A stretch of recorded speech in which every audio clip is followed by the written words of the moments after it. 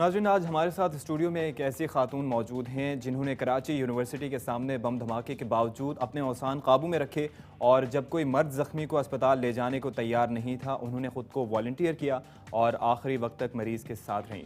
ये हैं आज न्यूज़ की assistant producer Samia Hafeez. Samia, well done, बहुत शुक्रिया, आप हमारे साथ स्टूडियोज़ में भी मौजूद हैं। ये फरमाइएगा कि जब ये वाक़या पेश आया तो फ़ौरी तौर पर आपका रद्द-ए-अमल क्या था? मैं यूनिवर्सिटी के गेट से निकली थी, शेख ज़ैद गेट से, और थोड़ा ही आगे बढ़े थे तो आई हैव सीन एक आवाज़ के साथ फ्यूम्स उठ रहे थे धमाके के बाद। लगा कि शायद कोई सिलेंडर वगैरह फटा होगा, लेकिन व्हेन हम लोग वहाँ पहुँचे हैं, रक्षा रुकवाया मैंने, तो एक विक्टिम था जो बुरी तरह से इंजर्ड था। उसकी पेट के अंदर की इंटेस्टाइन्स वगैरह सब बाहर आई हुई थी, काफ़ी ब्लड था। आप उस वक्त घर जाने के लिए निकल रहे? मैं उस वक्त ऑफिस आने के लिए निकल रही थी यूनिवर्सिटी से, और फिर कुछ लोग जो वहाँ दुकानों वगैरह में थे वो बाहर आए, और क्योंकि वो आपके साथ और भी स्टूडेंट्स थे? नहीं, वहाँ कोई स्टूडेंट नहीं था उस वक्त। वो लोकल बॉडीज़ जो दुकानों में काम करने वाली थी वो वहाँ पर बाहर निकली, और लोग जो थे वो पहले हम सब ने, मैंने भी कॉल किया हम लोगों ने एम्बुलेंस के लिए। एम्बुलेंस 15 to 18 मिनट्स तक वहाँ कोई एम्बुलेंस मौजूद नहीं थी, कोई उस वक्त पहुँची नहीं। तो व्हाट वी ट्राइड कि हमने लोगों को फोर्सफुली रोका जिन कन्वेंस के लिए, और उसको हॉस्पिटल पहुँचाया। बीच रास्ते में व्हेन वी गॉट छीपा की एम्बुलेंस, तो हमने ट्रांसफ़र किया उस विक्टिम को गाड़ी में से। एक चीज़, जैसा कि हमने शुरू में जिक्र किया कि कोई और उस वक्त तैयार नहीं था उनको अस्पताल ले जाने के लिए, लेकिन आपने खुद को वॉलंटियर किया। किस तरह से आप जब वहाँ पर पहुँची, लोग जमा थे पहले से या आपके जाने के बाद लोग वहाँ पर पहुँचे? जब मैं वहाँ गई हूँ तो मैंने चीखा था कि कोई एम्बुलेंस को कॉल करे, फिर मैंने खुद भी एम्बुलेंस को कॉल किया। मैंने ईदी को ट्राई किया था थोड़ा, फिर दूसरी और एम्बुलेंसेस को भी ट्राई किया, और फिर लोग निकल कर और ज़्यादा वहाँ क्राउड जमा हुआ। जब क्राउड जमा हुआ तो फिर एम्बुलेंस के वेट के बाद हमने फोर्सफुली जब गाड़ियाँ रोकी हैं, फिर किसी ने वॉलंटियर नहीं किया, क्योंकि लोग बोल रहे थे कोई इसके साथ हॉस्पिटल तक जाए इस बंदे के साथ, क्योंकि वो इस कंडीशन में नहीं था कि अपने आप को संभाल सकता, ऑल्दो वो कॉन्शियस था। सही। तो फिर आई वाज लाइक कि जब कोई नहीं जा रहा तो I took the step forward and I sit with the car driver and I went.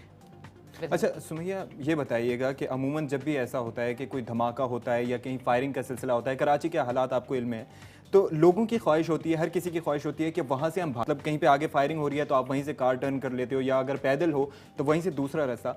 आपके जहन में किस तरह से ख्याल आया कि वहाँ पर एक ब्लास्ट हुआ है और आप वहाँ पर पहुँची भी, फिर आपने खुद को तैयार भी किया कि मैं इस शख्स को हॉस्पिटल भी साथ लेके जाऊँगी, वॉलंटियर किया, किस तरह से ये सब आपके जहन में आया? उस मोमेंट पे मुझे कुछ ज़्यादा सोचने समझने का टाइम नहीं था। मैं उस बंदे की कंडीशन देख रही थी जो मुझे लग रहा था कि काफ़ी क्रिटिकल है, और मुझे लगा अगर वो कुछ 19-20 टाइम होता, क्योंकि मैं उस शख्स से ब्लास्ट के वक्त में कोई 25 to 20 फुट स्टेप्स की दूरी पर थी जब ब्लास्ट हुआ, तो शायद मैं विक्टिम हो सकती थी। तो उस वक्त फिर मैं उस जगह पे होती, और अगर मुझे कोई एड ना मिलती तो मैं ऑन द स्पॉट मर जाती ही।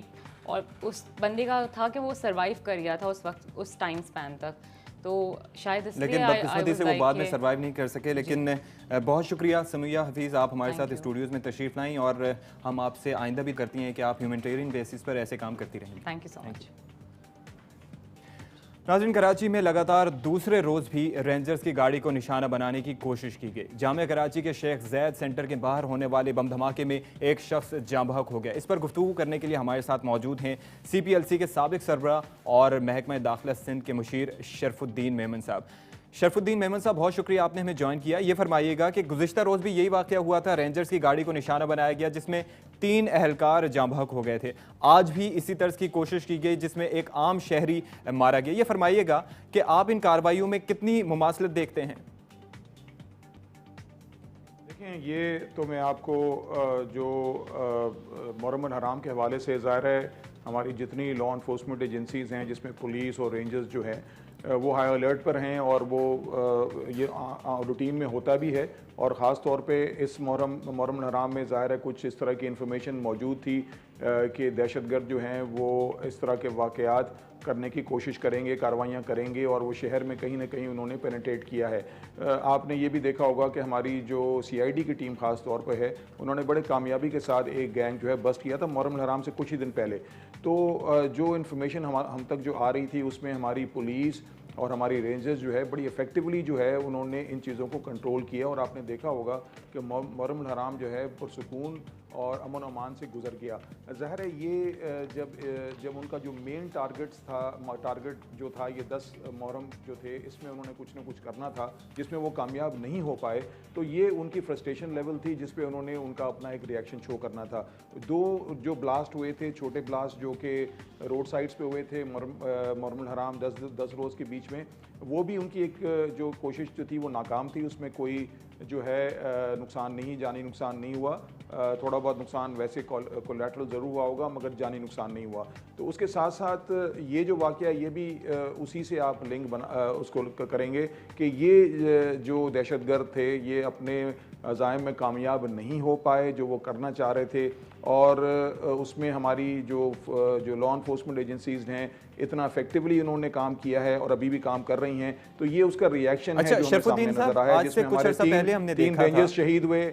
جی شرف الدین میمن صاحب, اس سے پہلے کچھ عرصہ پہلے ہم نے دیکھا تھا کہ نیوی کی بسوں کو نشانہ بنایا جاتا رہا, پھر مہران بیس پہ حملہ کیا گیا. اب یہ اچانک رینجرز کو نشانہ بنانے کی کارروائیاں ہو رہی ہیں, کیا مقصد ہو سکتا ہے ان کارروائیوں کا؟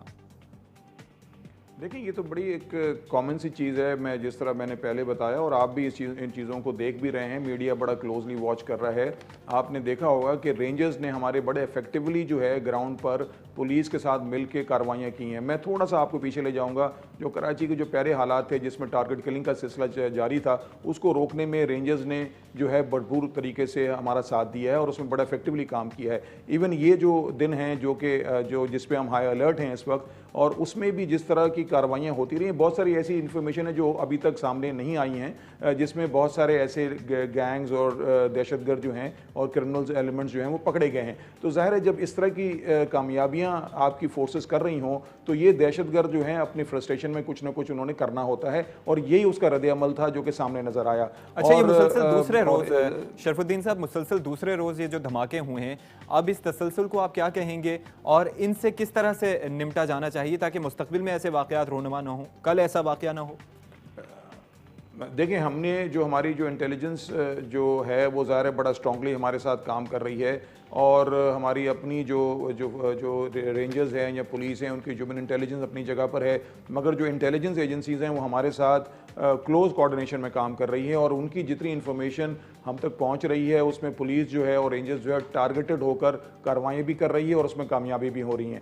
تو یہ چیزیں تو آپ کے سامنے, آپ نے یہ بھی دیکھا ہوگا سی ویو کے اوپر جو تھا, جو عبداللہ شاہ غازی کے اوپر شاید ان کا یہ پورا ایک پلان تھا, اور وہ بھی ہماری پولیس کے 2 اہلکار جو ہیں شہید بھی ہوئے, اور انہوں نے ان کو سپاٹ بھی کیا اور ٹائملی ان کو انہوں نے روکنے کی کوشش کی جس میں انہوں نے اپنے آپ کو بلاسٹ کیا. تو ظاہر ہے یہ چیلنجز اپنی جگہ پر ہیں, اور کراچی جیسے شہر کو پراپر طریقے سے مانیٹر کرنا فزیکلی ظاہر ہے یہ ایک ناممکن بات ہے.